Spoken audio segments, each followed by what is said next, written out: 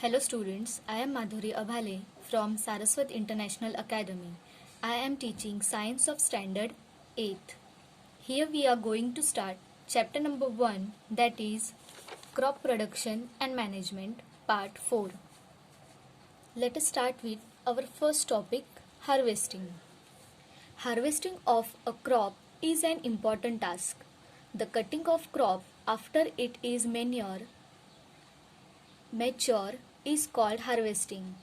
In harvesting, crops are pulled out or cut close to the ground. It usually takes 3 to 4 months for a cereal crop to mature. Harvesting in our country is either done manually by sickle or by a machine called harvester. In the harvested crop, the grain seeds need to be separated from the chaff. This process is called threshing.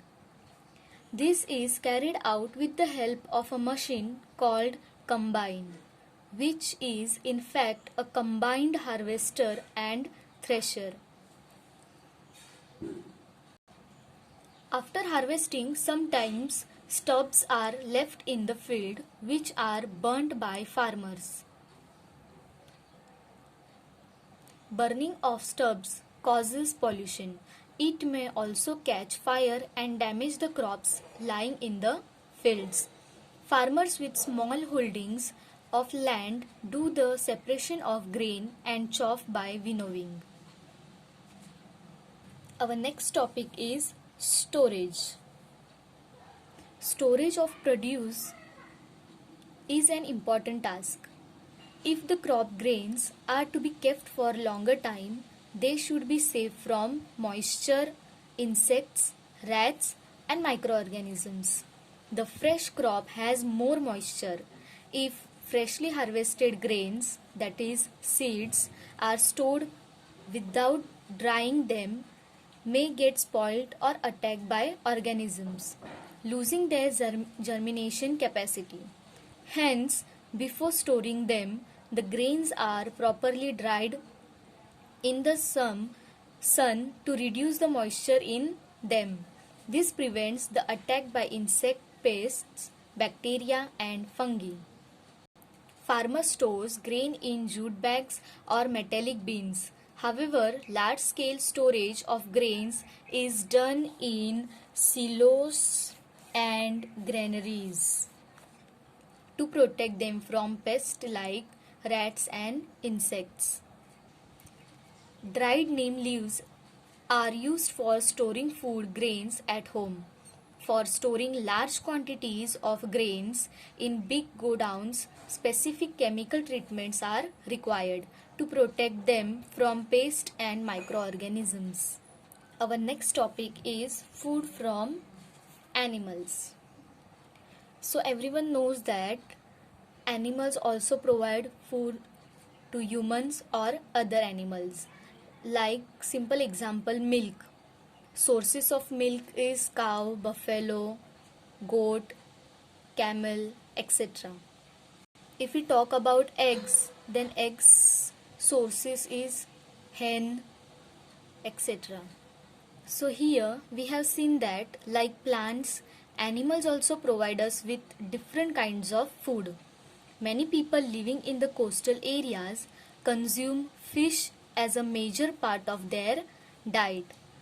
In the previous classes, you have learned about the food that we obtain from plants, like example cereal, pulses, fruits, vegetables, etc. We have just seen that the process of crop production involves a number of steps like selection of seeds, sowing, etc. Similarly, animals reared at home or in farms have to be provided with proper food, shelter and care. When this is done on a large scale, it is called animal husbandry.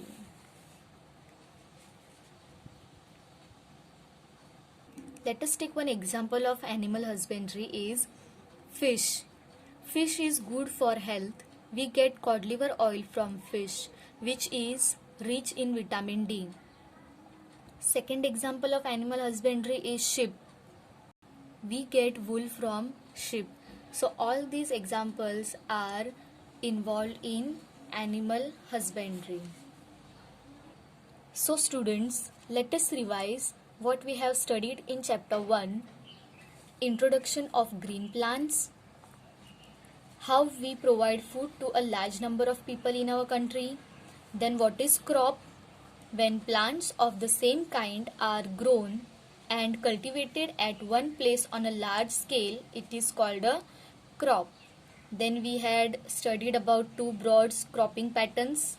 One is Kharif and second one is Rabi crops. Kharif crops we can get in rainy season, that is June to September, and Rabi crops we can produce in winter season, that is October to March.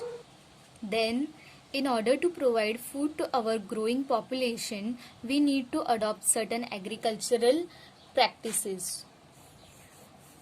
Then we studied same kind of plants grown and cultivated at a place constitute a crop.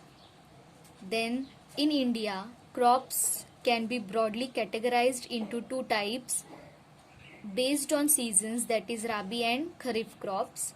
Then it is necessary to prepare soil by tilling and leveling. Plugs and leveler are used for this purpose. After that, sowing of seeds at appropriate depth and distances gives good yield. Good variety of seeds are sown. After selection of healthy seeds, sowing is done by seed drill. After that, soil needs replenishment and re-enrichment through the use of organic manure and fertilizers. Use of chemical fertilizers has increased tremendously with the introduction of new crop varieties. After that, supply of water to crops at appropriate intervals is called irrigation. Then, weeding involves removal of unwanted and uncultivated plants called weeds. Then after, harvesting is the cutting of the mature crop manually or by machines. After that, separation of the grains from the chaff is called threshing. Proper storage of grain is necessary to protect them from pests and organisms. Food is also obtained from animals for which animals are reared. This is called animal husbandry. So here we conclude our chapter number 1, that is crop production and management.